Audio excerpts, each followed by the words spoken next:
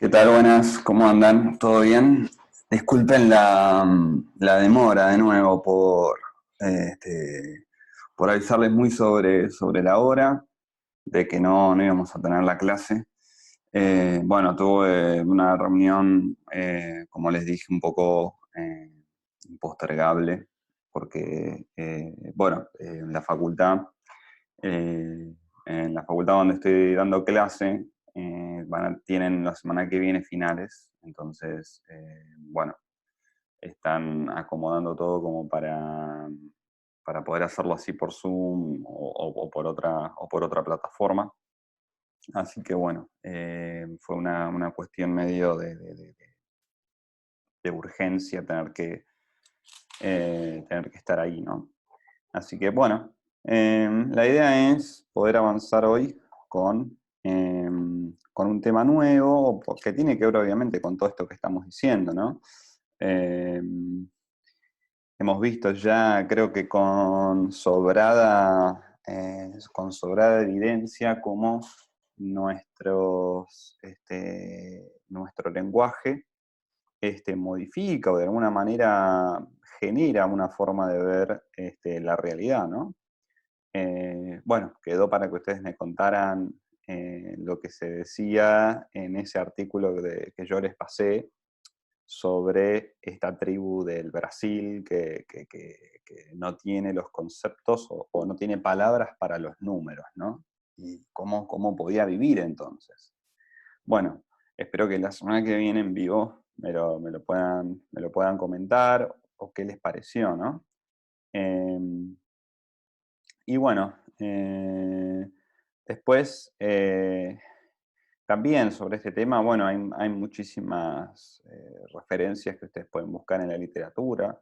Por ejemplo, Borges tiene un cuento en ficciones que se llama Thor, Ukvar y Tiberius, una palabra medio rara, pero Thor como si fuera eh, el superhéroe, Ukvar, con Q, en donde, bueno, ahí Borges cuenta un poco la historia de una comunidad en la que no tenían sustantivos, ¿no? Entonces, como no tenían sustantivos, por ejemplo, luna, mesa, silla, sol, lo que sea, ¿no? Ese tipo de palabras, para describir, o sea, para nombrar algo, usaban sus adjetivos, ¿no?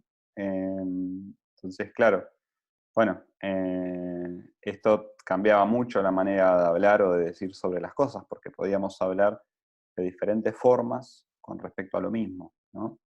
Eh, Podemos pensar, no sé, cuando definimos las estrellas o la misma luna, ¿no? Que a veces va cambiando, o sea, que tiene diferentes formas o diferentes colores, ¿no? Así que es muy interesante, ¿no? El tema. O sea, digamos, nos podríamos referir adjetivamente distinta, ¿no? Como media luna naranja a pelota blanca. Bueno, pelota es un sustantivo, ¿no? Habría que usar otra, y media luna también. O sea, habría que usar adjetivos, ¿no? Pero decir, eh, pero claro, estaría hablando de dos cosas totalmente diferentes como adjetivos, pero que indicarían lo mismo, ¿no? Y eso a veces no se puede ver de todo.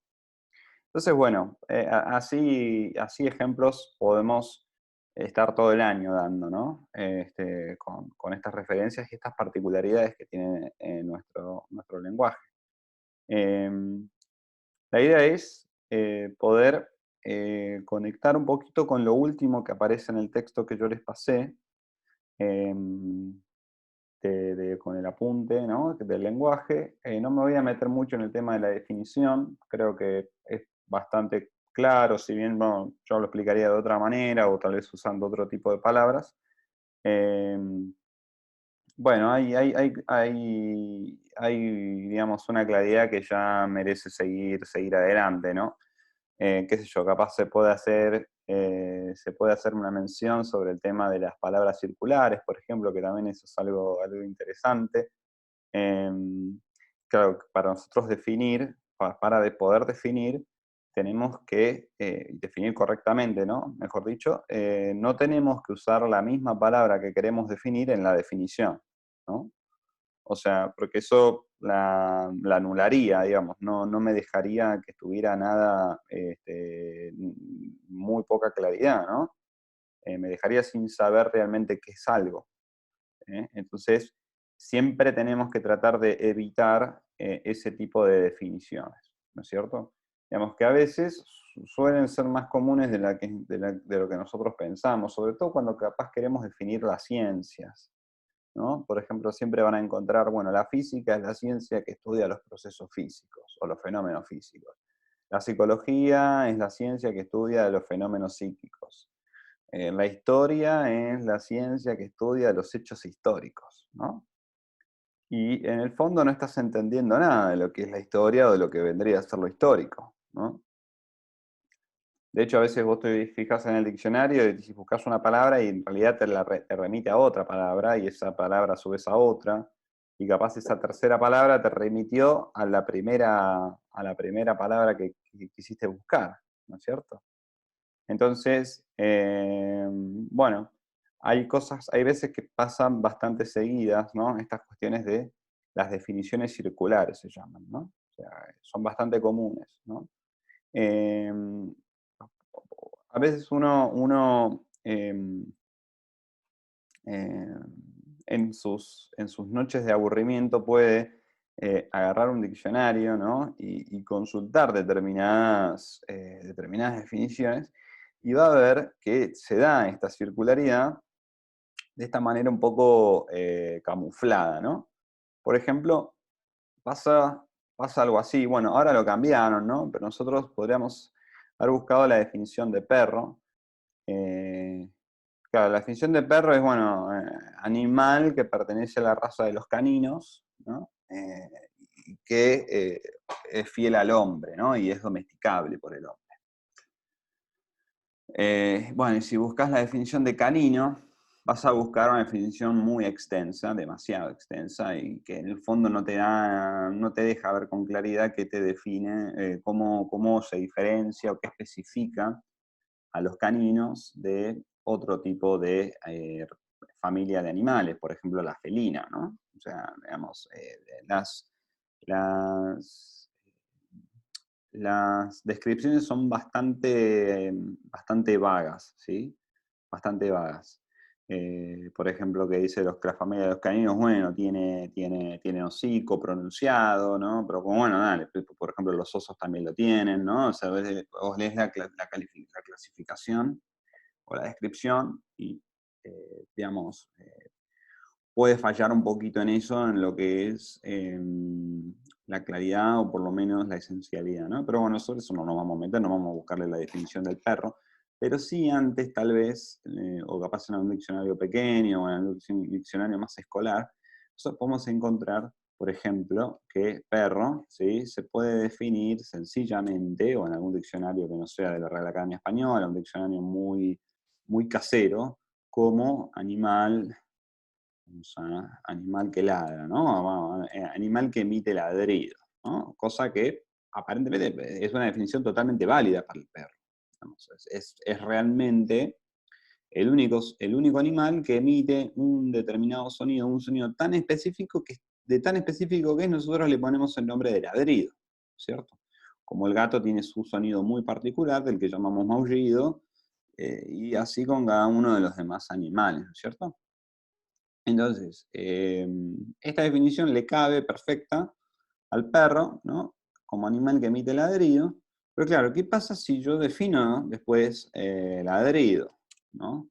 Bueno, si uno buscara la definición de ladrido, pasaría a ser, evidentemente, un sonido emitido, ¿sí? Por el perro. ¿eh? Por el perro. ¿No? Un sonido emitido por el perro. Bueno, pero claro, fijémonos dónde estaría la circularidad camuflada. Capaz alguno ya atento se habrá dado cuenta, ¿no? Para ver la circularidad de esta definición, ¿no? Simplemente lo que podríamos hacer es, por ejemplo, reemplazar la palabra ladrido por la definición de ladrido. Entonces, fíjense cómo quedaría, ¿no? Es decir, sería, si yo tuviera que reemplazar la palabra ladrillo por su definición, o sea, reemplazar lo que está amarillo por esto otro amarillo, ¿no? Quedaría que el perro es el animal que emite, ¿no? Que emite, ¿eh? Un sonido emitido por el perro. O sea, en el fondo, si vos no sabés, ¿no?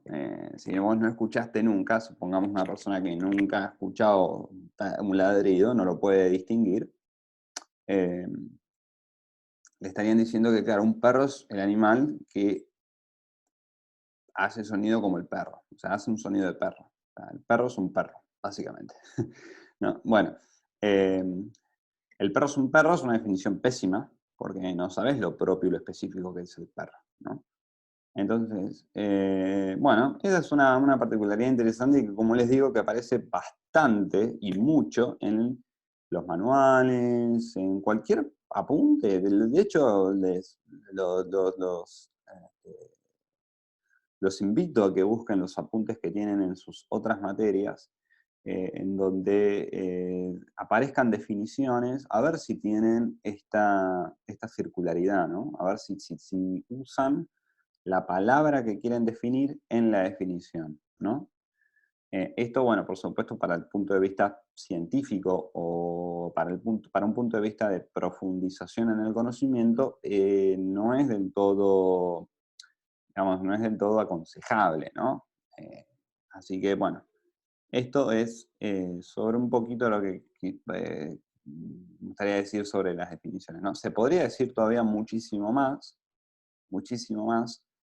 sobre todo el tema de, bueno, siempre usar palabras que no remitan a una ambigüedad o a una vaguedad, ¿no es cierto? Que eso cambia rotundamente la concepción sobre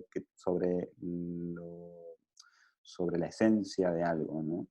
Por ejemplo, algo muy común eh, o algo muy usual que puede darse es eh, la, eh, la definición del aborto, por ejemplo, como una interrupción, ¿no? O sea, digo este tema porque también es uno de los que más hemos escuchado a lo largo de estos 2 últimos años, ¿no?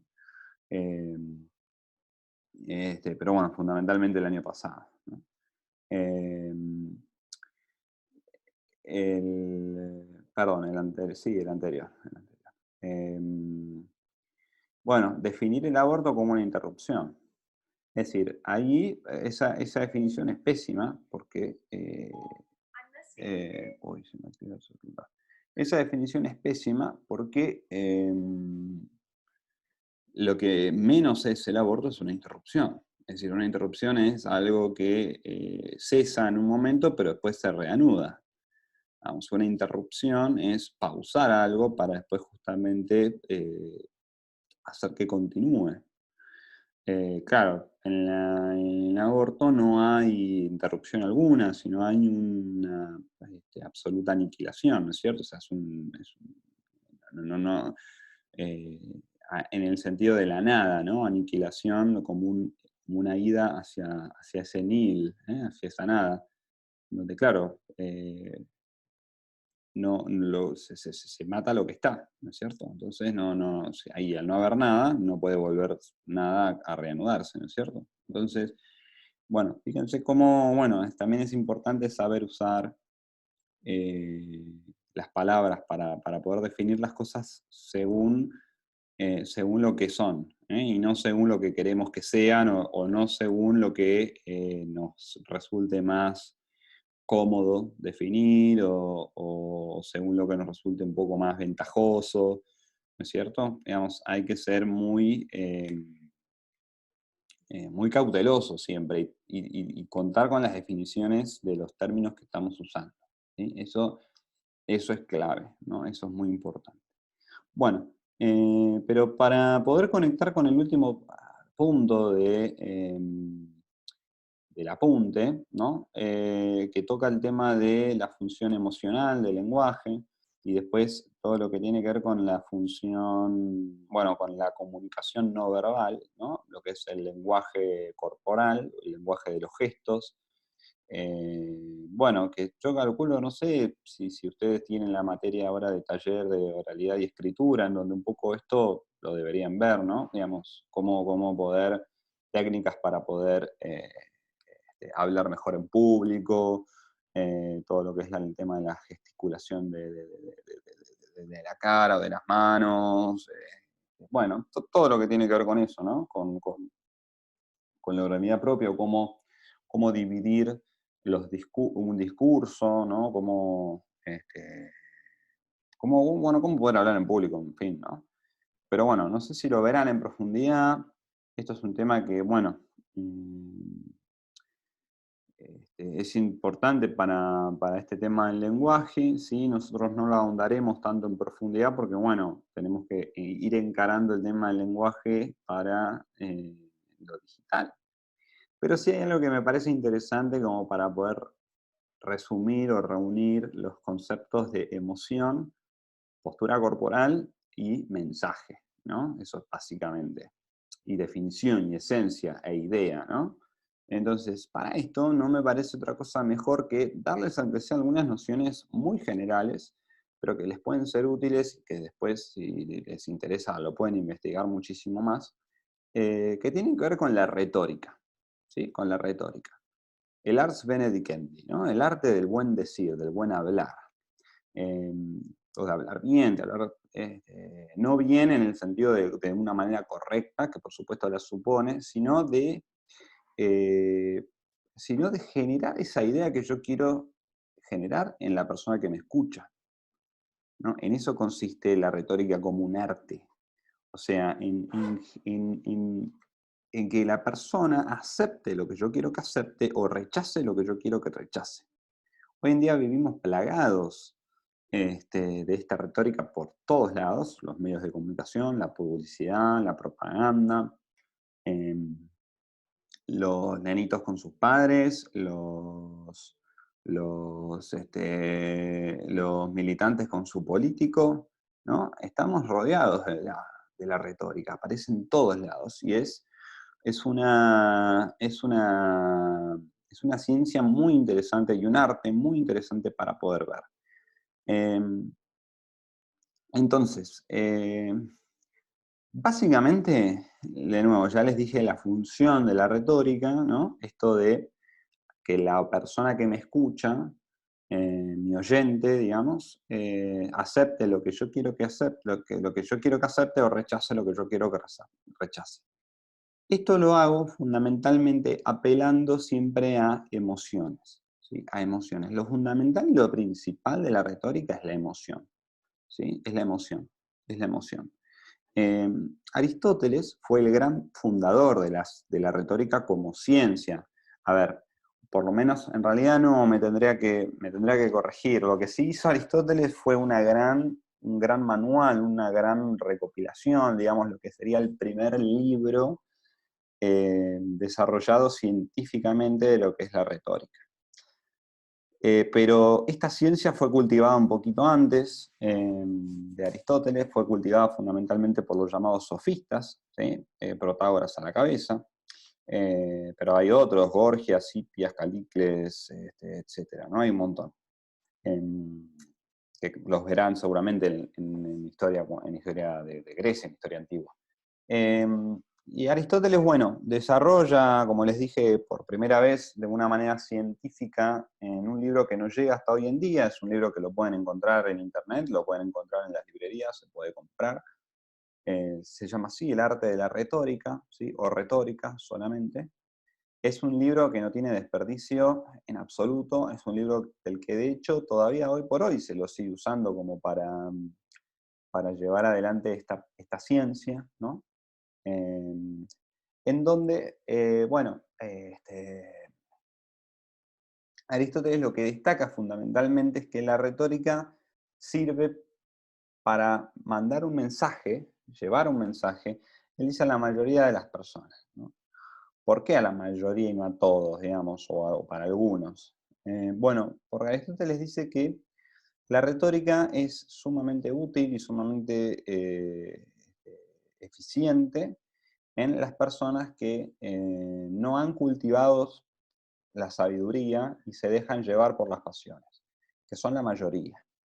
Para la persona que se deja, o sea, para la persona que cultivó su sabiduría, la sabiduría, es decir, para la persona que cultiva el pensamiento, que es lectora, que tiene charlas de reflexión, que tiene una actitud siempre de diálogo, de debate, de preguntar, de cuestionarse, de criticar, de saber usar la recta razón, ¿no? De encontrar principios verdaderos, de aceptarlos como tales, de elaborar raciocinios o razonamientos que lo lleven a determinadas conclusiones, ¿no? Bueno, es ese tipo de personas, que no es la mayoría, con que vos le digas, dice Aristóteles, una demostración, tipo a lo matemático, esa persona ya queda totalmente satisfecha en su discurso, o sea, en la finalidad de su discurso, ¿no? Entonces, bueno, pero claro, como la mayoría no son así, la mayoría se dejan llevar por las emociones, ¿no? Por las pasiones, por lo que les da alegría, o por lo que les da tristeza, o por lo que les genera enojo, o por lo que les genera deseo, ¿no? Este, bueno, entonces la mayoría em, para la mayoría le es conveniente la retórica, ¿no es cierto? Entonces, bueno, ahora les voy a empezar a compartir como una especie de PowerPoint que es muy bueno, no es mío, después se los voy a compartir por la página, em, que es espero que lo estén pudiendo ver. Sí, Google Chromecast, Bueno, en donde, no sé quién es el autor, no me acuerdo, pero después se los voy a pasar. Me pareció bastante bueno cómo está armado para encontrar todo lo que se pueda referir con respecto a esta ciencia de la retórica, ¿no es cierto? Entonces, ahí están los autores, y bueno, de gente de la universidad, acá está, de Autónoma de Madrid. Bueno, fíjense, yo ya les dije, bueno, ¿por qué aparece Platón? Bueno, porque Platón tiene todos sus primeros diálogos con los nombres de los sofistas, o sea, Platón escribe todos sus primeros diálogos hablando de la vida de Sócrates, y Sócrates se encontraba con cada uno de los sofistas y tenía una charla sobre un tema determinado. Entonces, con Platón ya conocemos cómo es la modalidad propia de la retórica, ¿sí? Con Aristóteles, bueno, encontramos el desarrollo ya más científico, sistemático, ¿no es cierto? Más manualístico, ¿no? Así que, bueno, es interesante. Eh, bueno, acá está, no vamos a pasar diapositiva por diapositiva, ¿no? Pero ya está la definición propia de lo que yo les dije, la retórica, ¿no? El arte de poder persuadir, convencer, ¿no? Y de esa manera transmitir de la mejor forma lo que yo quiero decir, ¿no es cierto? Entonces, por supuesto, la primera condición es que lo que yo tengo que decir para poder transmitirlo y que la otra persona lo acepte, lo tome como verdadero, es que parezca verdadero o parezca creíble. Eso es lo que llamamos la verosimilitud, ¿no? Entonces, bueno, para acá, Aristóteles, esto sí es importante, habla de tres elementos o tres partes que tienen que tener este discurso. O sea, nosotros tenemos que identificar siempre estos tres elementos, ¿sí? Esto de nuevo, en cualquier propaganda de televisión, en cualquier discurso político, en lo que sea, ¿sí? En lo que sea. Vamos a encontrar estos tres elementos. El ethos, el pathos y el logos, ¿sí?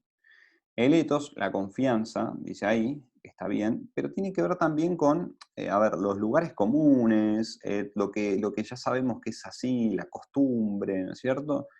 Empezar un discurso generalmente es el inicio de un mensaje, ¿no es cierto? Eh, no sé, piensa en las propagandas, había una de Movistar que era, bueno, del hermano del medio, ¿no? El hermano del medio, como Movistar te daba tantos megas, era tan buena la señal de internet que el hermano del medio, que sabemos que es el que siempre queda dejado de lado, ¿no? Y en eso estaba armada la propaganda, por lo que decimos ya, por sabiduría popular, ¿no? Que el hermano del medio siempre es el que queda totalmente desligado de todo. Bueno, Movistar te daba un internet que hasta el hermano del medio tenía más o igual banda ancha que el resto de sus hermanos, ¿no es cierto? Entonces, bueno, empezar ahí, empezar ya con algo que nosotros sabemos que es así, ¿no? Que es así. Fíjense en las propagandas de Quilmes, por ejemplo, que son excelentes en esto, ¿no? Siempre arrancan por algo que tenemos ya conocimiento, y ya sabemos que es así, que dice algo, que dice mucho de nosotros, es nuestro lugar común, ¿no? La cancha, el fútbol, etcétera. Bueno, después de ahí justamente vendría el logos, en realidad, que es la propia idea que yo quiero dar, ¿no? El mensaje como tal, ¿no? El mensaje como tal. Eh, el mensaje como tal. Entonces, por ejemplo, en Internet, bueno, la banda ancha de Movistar es muy, no sé, es muy completa, es muy amplia, es muy variada, es muy potente, ¿no? Ese sería el mensaje. Lo mismo así con la cerveza o con cada una de las cosas que nosotros veamos en las que se aplica la retórica. Y después está el patos, que es la emoción. O sea, yo te genero esa idea, yo hago que vos aceptes esta idea, que vos conozcas este mensaje, pero a partir de una emoción. O sea, te muestro una situación cotidiana para vos, te muestro una situación familiar para vos, te hago generar una emoción y esa emoción viene asociada a un mensaje, ¿no? Con esa emoción te viene asociada, te viene pegada una idea. Pero vos te quedas con la emoción, no te quedas con la idea. Porque de hecho, si te quedaras con la idea, capaz no la aceptaras tanto, o bueno, si la emoción, si la idea, si no tuviese esa emoción que respalde, no quedaría tanto en la cabeza. Entonces, para eso está el patos, ¿sí? O sea, la emoción genera como un impacto y se impregna mucho más en nosotros, ¿sí? Bueno, esto no nos vamos a detallar, le dije, no vamos a hacer toda una elaboración profunda de la retórica, simplemente nos vamos a limitar a esta clase, capaz la que viene para ver otros ejemplos, ¿no? Esto tiene que ver mucho también, si se acuerdan, con el video del marketing que yo les mandé, ¿no? En donde, bueno, también estaba siempre muy presente el tema de la emoción, ¿no? Bueno, sobre esto tampoco me quiero centrar mucho. Más que nada tengan en cuenta eso siempre de el cuadrito anterior, ¿no? El cuadrito anterior. Bueno, acá ya vemos, te pone ejemplos, ¿no? De la publicidad. Pero el tema de los elementos o de las partes, eso es lo más importante para mí. El ethos, el logos y el pathos. De hecho, en el libro de Aristóteles, si ustedes lo llegan a comprar o a ver, a bajar de internet, el libro de Aristóteles es un libro de una profundidad psicológica muy interesante, porque Aristóteles analiza todo el tema de las emociones. ¿Cuántas emociones hay? ¿Qué diferencia una emoción de otra? ¿Qué características tienen esas emociones en su duración, en su intensidad? ¿Cuáles son las emociones fundamentales sobre las que después se añaden emociones parecidas, pero que las fundamentan están fundamentadas en esas más generales, ¿no es cierto? Entonces, Aristóteles hace una clasificación sumamente interesante del tema de las emociones, de las cuales podemos hablar la semana que viene, por supuesto, y que son importantísimas para entender nuestro ser, o sea, nuestra constitución, lo que somos, ¿no? O sea, por ejemplo, para Aristóteles hay 11 emociones fundamentales, ¿no? Bueno, el amor, el odio, el deseo, la alegría, la tristeza, la esperanza, la desesperación, el miedo, la ira, el desagrado, la aversión, ¿no? Bueno, entonces, Aristóteles hace un análisis sumamente detallado de cada una de ellas. Y después también, por ejemplo, Aristóteles analiza las distintas psicologías o características de las etapas de la vida.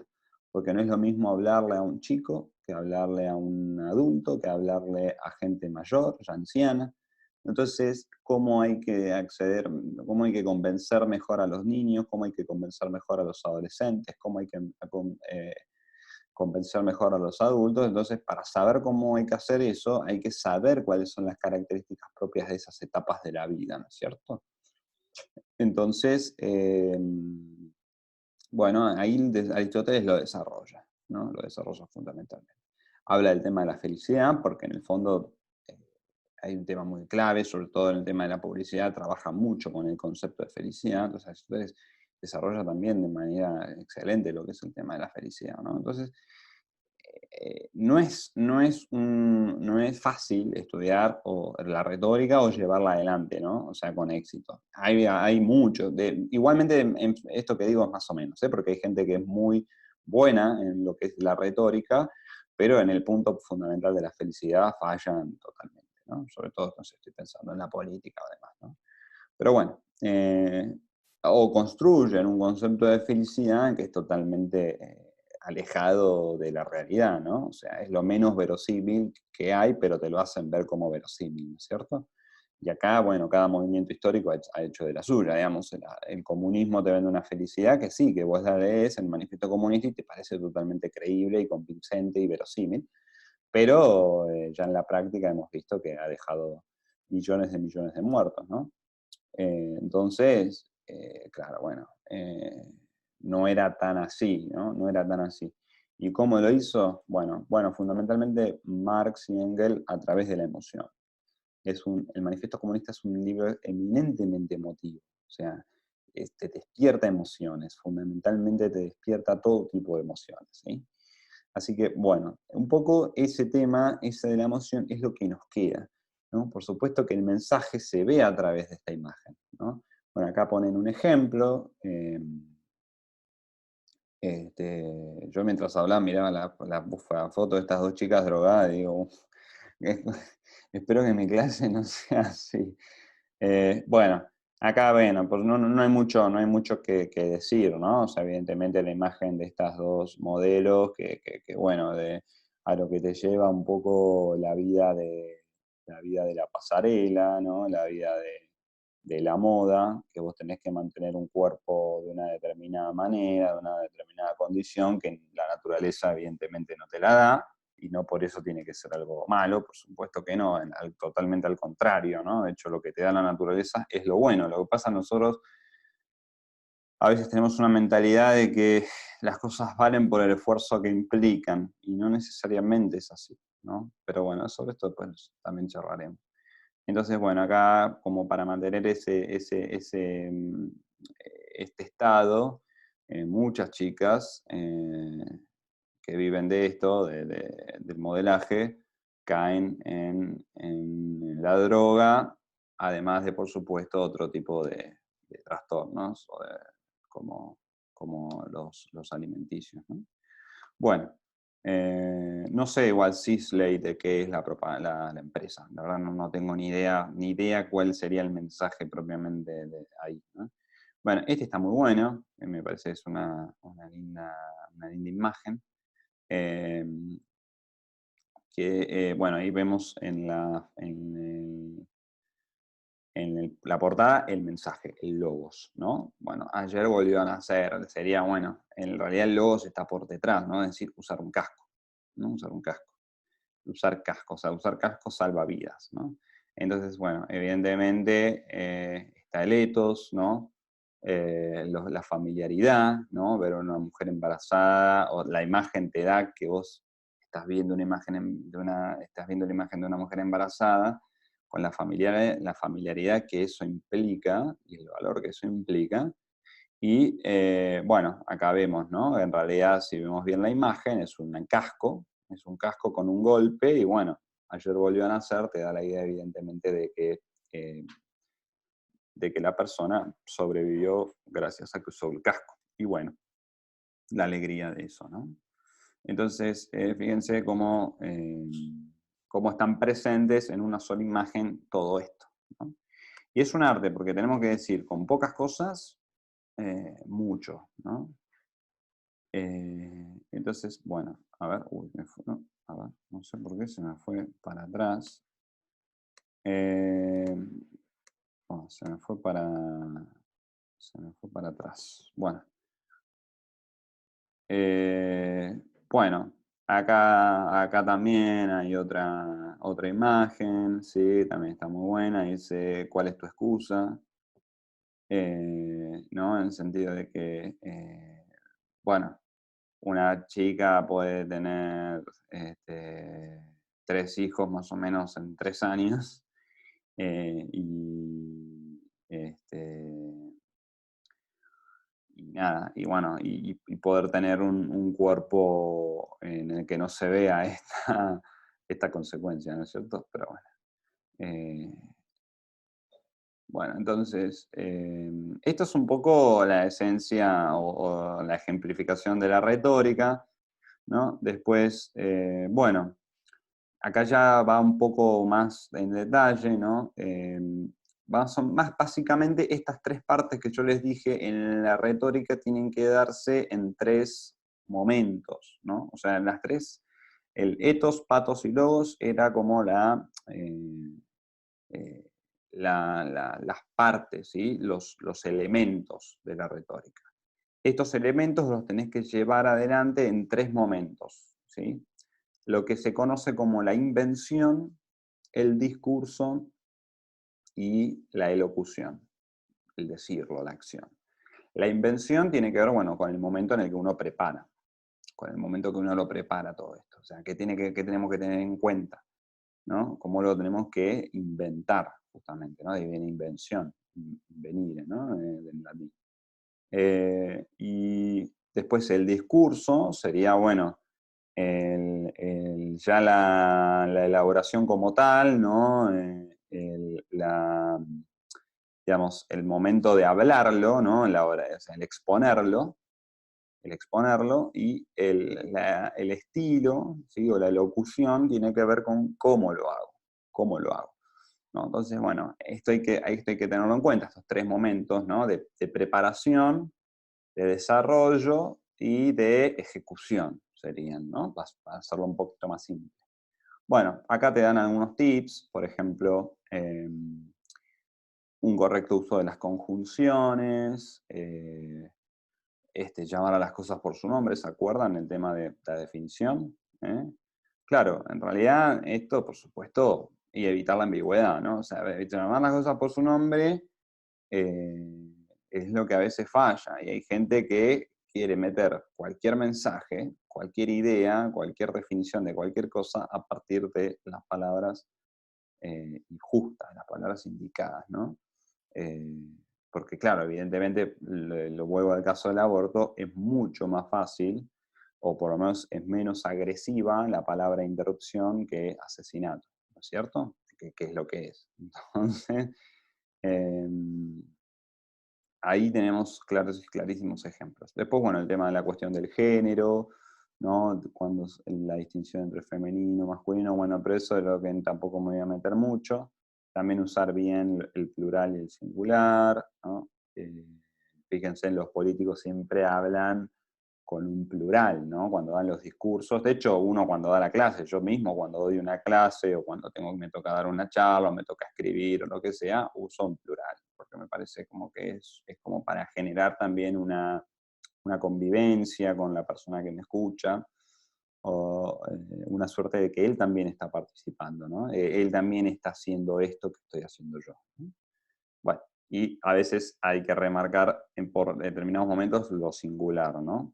Esto es importante. Hay un excelente también canal de YouTube que les recomiendo, después se los voy a pasar, que analiza mucho, por ejemplo, un personaje de Estados Unidos que se llama Jordan Peterson, o Peterson, no me acuerdo, Jordan Peterson me parece que es. Bueno, después se los voy a pasar. Que el tipo es un crack, es un genio, es una bestia, muy, muy grosso. Así que, bueno, y analiza un poco esto de la manera de decir, ¿no? Por ejemplo, el canal también está muy bueno, por ejemplo, bueno, formas que te respeten, formas de hacerte escuchar, formas de ser claro, ¿no? Pero está bastante bueno. Bueno, usar metáforas siempre, ¿no? Cuando vos estás hablando, irte por un momento del discurso para contar una historia tuya, una metáfora, un simbolismo, ¿no? Que eso despierta mucho. Eso como un recurso para las clases les va a ser muy, muy útil, ¿sí? O sea, ustedes están hablando de algo, de repente capaz cuentan una historia de ustedes mismos, que puede ser inventada, y bueno, no hace falta que cuenten su vida de verdad, la pueden inventar, pero en el momento en el que empiezan a hablar en primera persona de algo que son ustedes, o que les pasa a ustedes, o de que han vivido ustedes, automáticamente la gente, el auditorio, les presta atención, ¿sí? Es como que hacen un cambio de enfoque y ahora sí los están escuchando, porque bueno, es una cosa común, creo, generalmente, que nosotros nos vemos muy tentados en conocer la vida de los demás en profundidad, ¿no es cierto? Como que hay una suerte de curiosidad ya de por sí natural en nosotros, entonces nos llama mucho más la atención eso. Bueno, eh, bueno, esto es la prosa, no lo vamos a entrar tanto, no lo vamos a explicar. Estos serían, bueno, un poco cómo dividimos el discurso, ¿no? Acuérdense que estábamos en los tres momentos, ¿no? La preparación, el desarrollo y la ejecución. Esto tiene que ver con, con el desarrollo, ¿no? Pero de los cuales no lo vamos a detener, ¿sí? Eh, la retórica afectiva, y acá ya entra en el tema de las pasiones, ¿se acuerdan? Yo les había nombrado, las pasiones son las emociones, ¿no? El patos. Eh, bueno, acá ven todo un cuadrito enorme de pasiones, ¿no? Envidia, compasión, favor, vergüenza, miedo, amor, odio. Bueno, entonces, así cada una de ellas, de las cuales yo calculo que en antropología las verán en profundidad, ¿sí? Porque se estudian en antropología, pero si les interesa, la semana que viene las podemos hablar, ¿no? Bueno, esto de cuando se los pase, ustedes van a poder ver el video. Este es un video de una escena de una película que se llama 12 hombres en pugna, película recomendadísima, en la que 12 personas deciden, esa es una película, se basa en que, bueno, hay un chico condenado a muerte por homicidio y las 12 personas del jurado tienen que votar para que lo maten o no, o sea, para condenarlo a pena de muerte. Para eso tenían que juntar un voto unánime, o sea, los 12 tenían que votar lo mismo. Entonces no se podían ir del salón, de su sala privada, sin que todos votaran exactamente lo mismo. Claro, bueno, 11 votan para condenarlo y uno vota para no condenarlo, o sea, para decir que es inocente, ¿no es cierto? Entonces, bueno, toda la película se va desarrollando en que esta persona, ese que ven en pantalla, bueno, tapado por el cuadrito, ese es el que vota que no es culpable, y bueno, toda la película te va mostrando cómo él va generando el convencimiento en los demás de que no es culpable, ¿no? Eh, y es una película muy buena, muy, muy buena para ver este tema de la retórica, porque usan muchos recursos, por ejemplo, el tema de la misericordia, porque el chico era de un barrio humilde, ¿no? De un barrio en el que en general había ya bastante pica con muchas cosas. Así que bueno, es muy buena, si la pueden ver, está online, ¿sí? Si les interesa y la quieren ver, se las puedo buscar por ustedes y les paso el link. Bueno, acá no se ve completamente, vamos a ver si achicamos la imagen. Uf, no sé si será peor. Bueno, básicamente lo que hace acá este Prezi es mostrar algunos ejemplos, ¿sí? De los discursos en donde está presente la retórica, sobre todo donde está presente una emoción, ¿sí? Fundamentalmente presten la atención a las partes sombreadas o a las partes de color. La pregunta, para no decirlos a ustedes, ¿en dónde está o cuál es esto que quieren generar este discurso político, ¿no? Acá también hay otro, ¿no? Que por ejemplo, como ven, está sacado de El judío enemigo de los pueblos, bueno, de algún discurso nazi, evidentemente, que tiene una fuerte retórica siempre presente, ¿no? Si se animan, si quieren leer el libro de Hitler, Mi lucha, ahí lo van a poder encontrar de una manera muy clara. Después, bueno, acá hay otro recorte de esta película que yo les dije, 12 hombres en pugna, también se la recomiendo para que la vean porque es muy, muy buena. Otro discurso, acá un discurso de Bush, fíjense cómo acá las personas que hicieron este presi muy bueno, eh, hablaron, remarcaron las palabras. Acuérdense, por ejemplo, esta semana es una semana de progreso, ¿no? Acuérdense el tema del progreso con el video que vimos o que vieron sobre el tema de los marketing de los alimentos, ¿sí? Cómo ya automáticamente nos gusta escuchar palabras que tengan que ver con avances de progreso, etcétera, ¿sí? Fíjense, bueno, cómo intenta llevar siempre el tema de la emoción, está súper presente, ¿no? La amenaza, ¿no? El miedo, ¿no? Cuando uno generar el miedo, generar un poco de la esperanza, porque dice todas las naciones civilizadas tienen la responsabilidad para combatirlo, etcétera, ¿no? Aparece directamente la palabra esperanza, ¿no? Y la desesperación como su contraria. Bueno, eh, acá lo marca el Prezi. Bueno, acá pueden ver otro video. No me acuerdo mucho de qué se trataba, era algo así de que una persona, digamos, defendía el tema del vegetarianismo, me parece. No me acuerdo, no, o la corrida de toros. No me acuerdo bien exactamente, pero bueno, después lo pueden ver ustedes por su cuenta.